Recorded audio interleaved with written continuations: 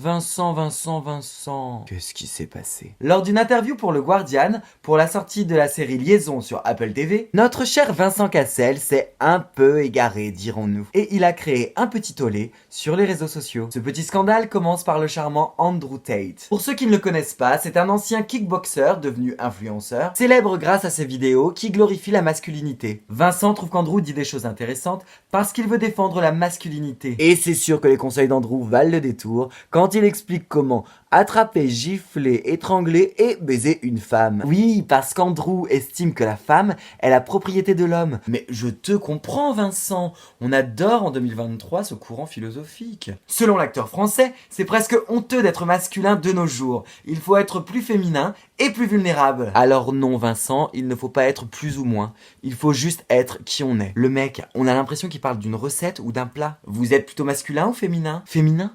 Ok, ça marche. Allô chef, on pourrait avoir une dose supplémentaire d'œstrogène pour la table 28? Et il dit que si les hommes deviennent trop vulnérables et trop féminins, il va y avoir un problème. Mais c'est quoi le problème avec le féminin? C'est une vraie question. Pourquoi certains hommes ont aussi peur des femmes? Une mauvaise expérience avec une nounou qui vous retirait votre tétine entre 0 et 3 ans? Ou vous avez peur d'être attaqué par une armée de fard à paupières et de rouge à lèvres? Oh no, il y a Make Up Forever qui nous bombarde de fossiles? Ou alors vous avez failli mourir d'asphyxie après un câlin dans l'énorme poitrine de votre tante Bertha. Parce que pour info, les hommes ne deviennent pas plus féminins et plus vulnérables, mais ils tentent de se libérer des carcans imposés par une société patriarcale. Mais oui Vincent, les idées masculinistes et patriarcales sont très dangereuses pour les femmes, mais aussi pour les hommes. On l'a encore vu il y a quelques semaines après la mort du petit Lucas, 13 ans, qui s'est suicidé parce qu'il était harcelé par ses camarades de classe, qui le jugeaient trop féminin et gay. Là où il y a un problème Vincent, c'est quand des acteurs avec ta notoriété tiennent ce genre de propos, et pas quand les hommes deviennent plus féminins. Il ne restait plus qu'à faire une belle conclusion